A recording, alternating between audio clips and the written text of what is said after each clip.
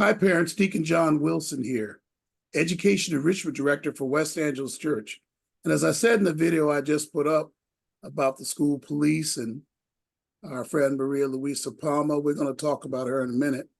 I'm interested in the next 5 or 6 videos giving you strong guidance at the end of this school year, going into the summer, on how I need you to get more involved in your school and what's going on at your school. And it's not for me, it's for you and for your student. I'm particularly concerned about my feeling, my belief that post-pandemic, we've backed off a little in our community. And I want to see more involvement in the school. And I'll talk more about that in the video I'll put down next about the educational issues. But there's some other serious things going on as we're working harder and spending more time at work and missing school that we're missing out on. So I'm going to hit these issues pretty strong and pretty powerfully. All right, I have a guest here I want to talk to, Maria Luisa Palma. I met her about a year ago. I'll talk about that in a minute somehow. I want to bring her on and ask her a few questions, and you'll see right away what we're talking about here, I believe.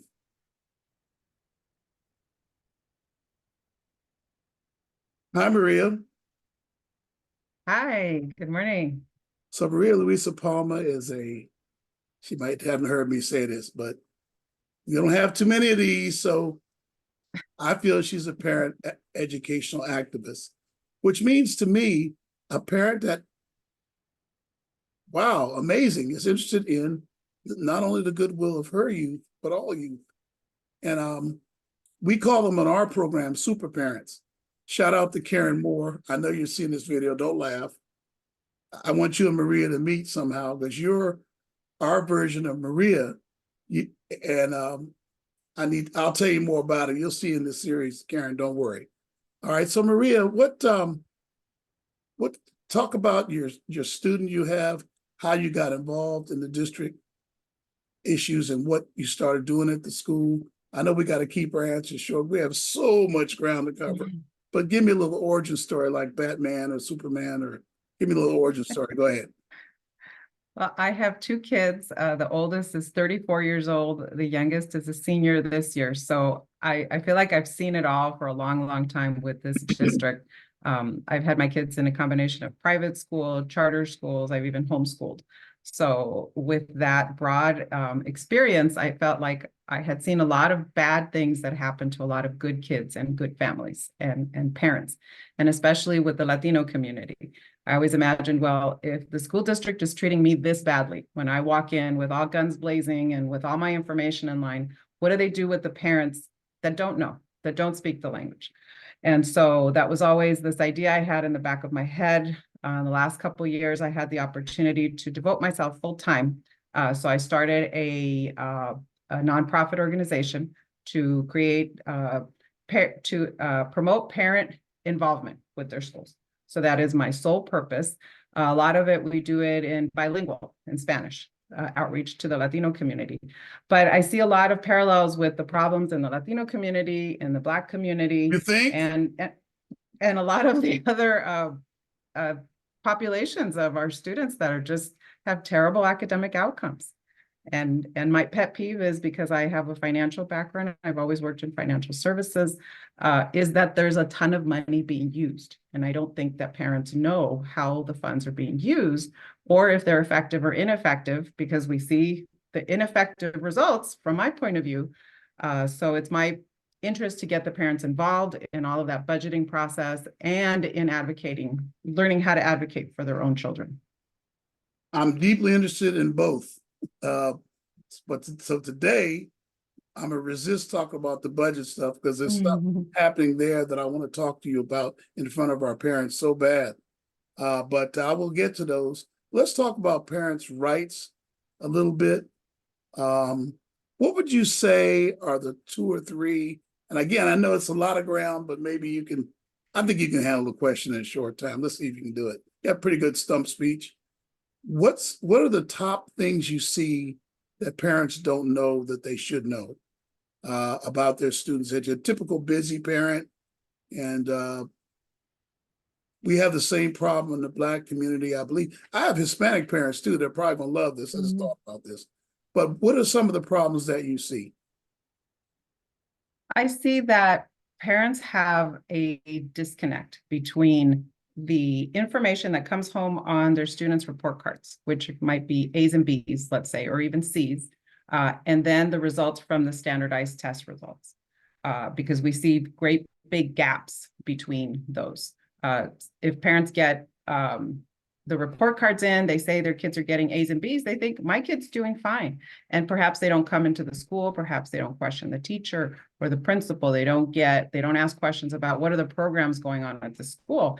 And then even if they do get the standardized test results and they look at where their kids are, perhaps we hear a lot that teachers are downplaying the importance of those standardized test results. And so the parent goes away feeling like, okay, my kid's doing okay.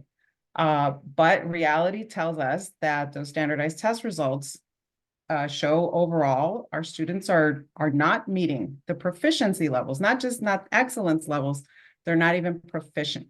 So under 20% of high school students, 11th grade, when they get tested, is under 20% are proficient in math, for example.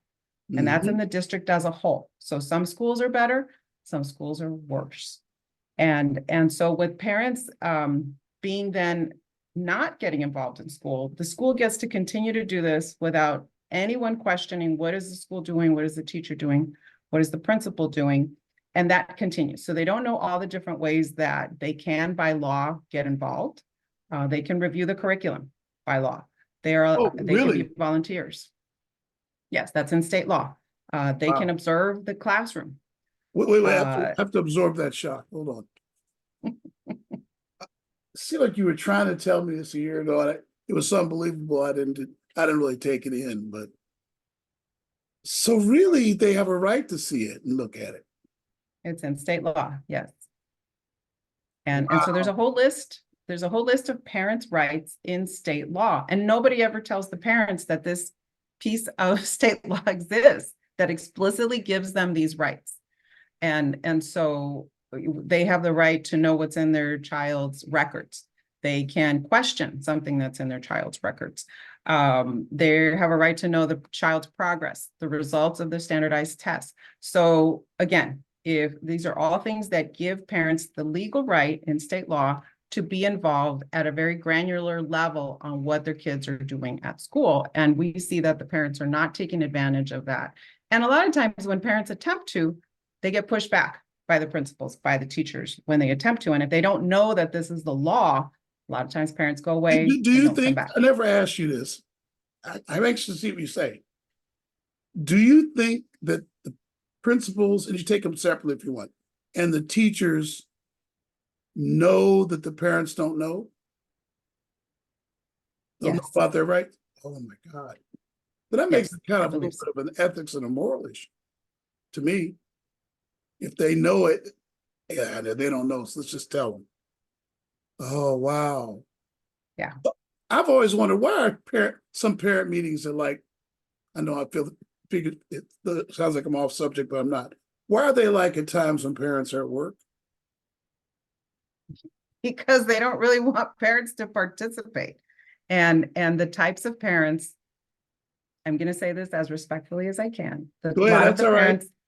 That do participate are not the most, they don't have the most experience in different parts of life. And they're not they haven't worked in professional environments. A lot of times you get the moms that are stay-at-home moms. They're not out in the workplace. And so they don't really have the best tools to start questioning what the district does or doesn't do. And I see them, a lot of the Latino moms who don't even speak English, for example, that are involved in these parent committees at the district level and at the school level.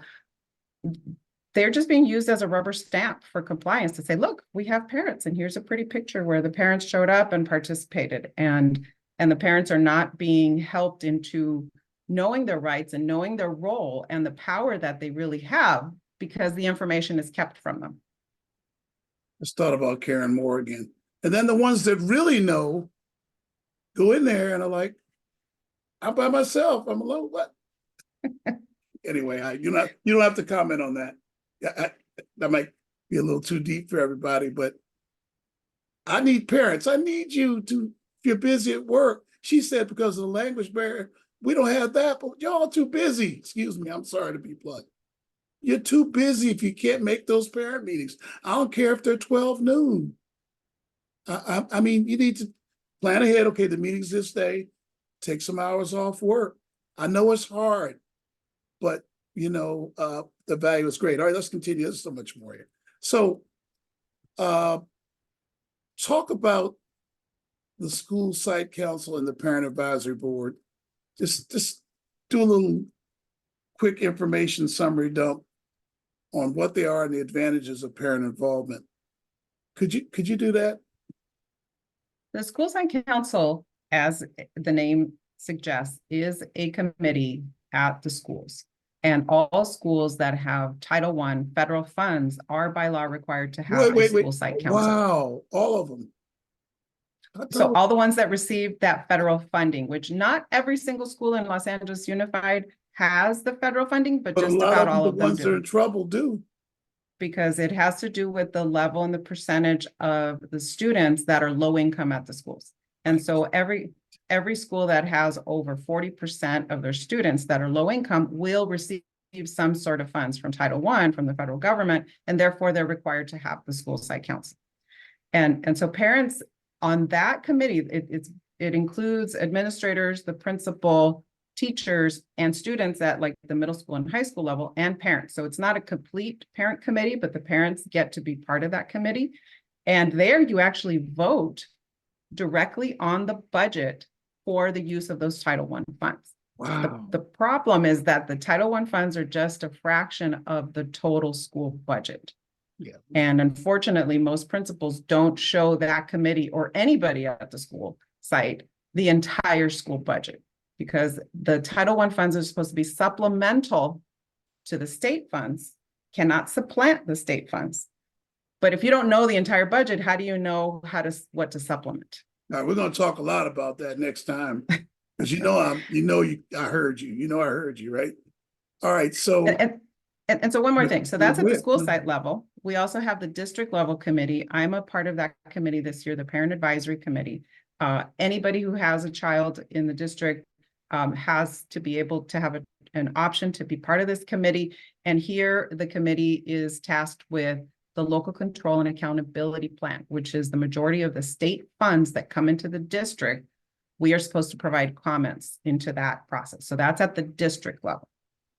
And that's the bulk of. All right, how do I get on the parent advisory board? I want to get on. I know I can't, but you know what I'm saying. Go ahead. So in the fall, there will be elections at LA Unified. They do it by region. Oh, I'm sure they're highly advertised, right? Nope. And What? they give us Really? very little advance notice. My. And then there are very few positions. The total committee consists of about 60 parents across the entire district of 400,000 students. We have about 60 parents. And so it's a closely held secret that these committees exist. How do you get voted in?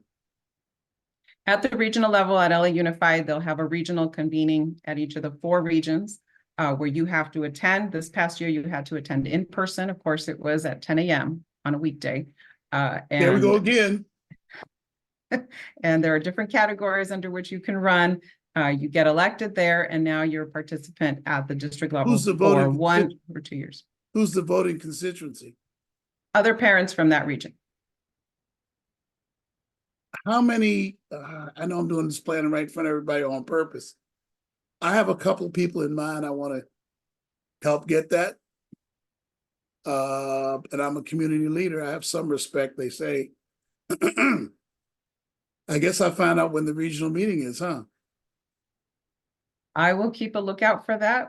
This past year, they gave us very little notice, only a few days. I was very upset about that, but we didn't get them to give us more time, unfortunately. But it may only take a few votes to win, though.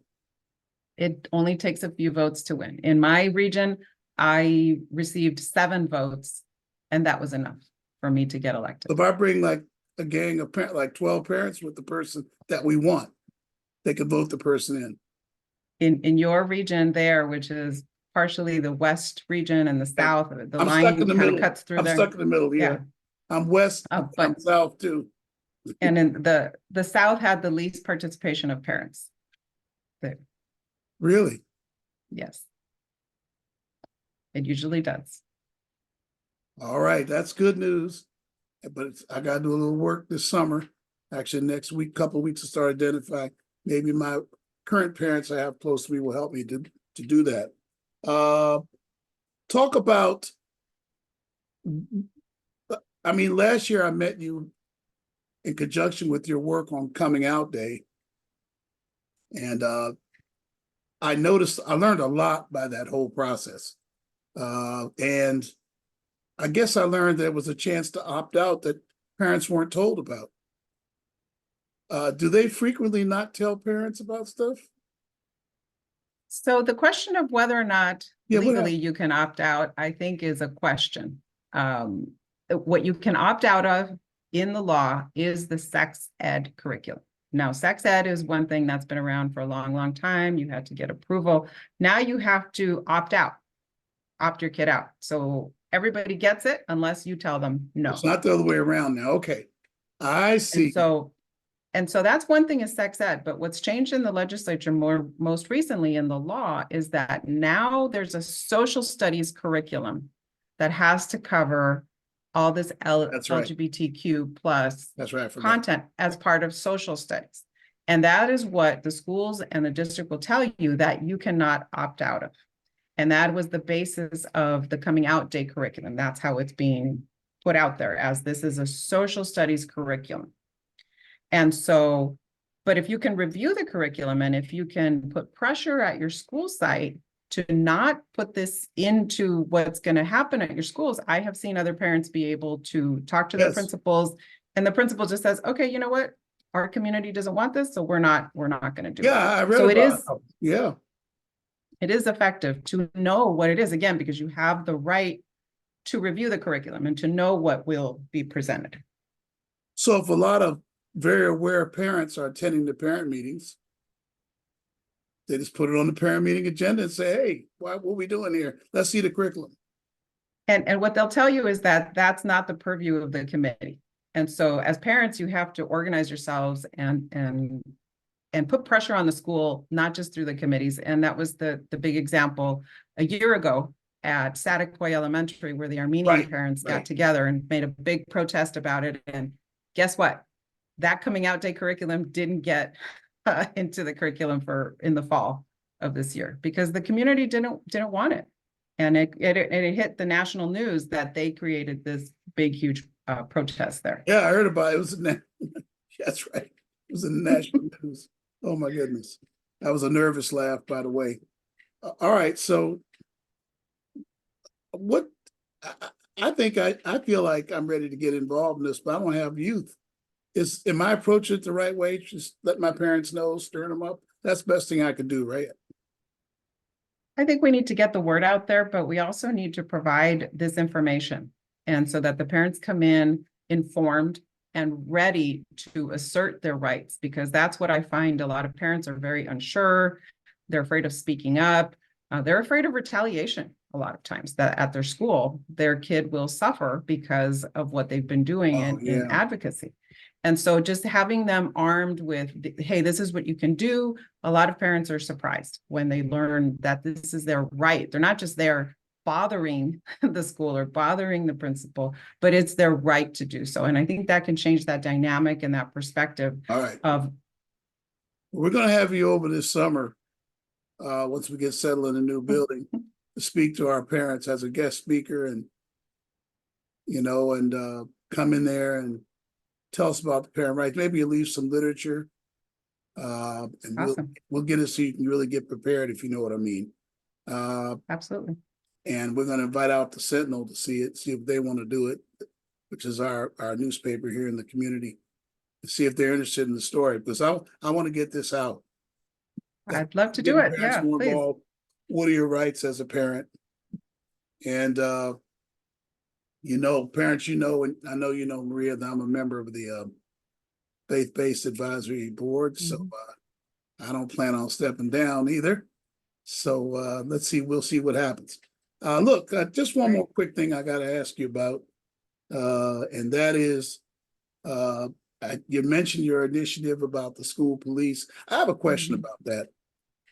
I saw the data, and I'm going to definitely publish it to a video I just did, but you said something in that interview. I've listened to the interview about 12 times. First of all, they got it wrong. I said, it's not 25. And I saw your comment, you caught it. So I mentioned it in my video. But I noticed that in your comments, you said, hey, here are the acts we just know about in the police reports. And you were right. Each one of those stories I'd heard about are distressing, very concerning.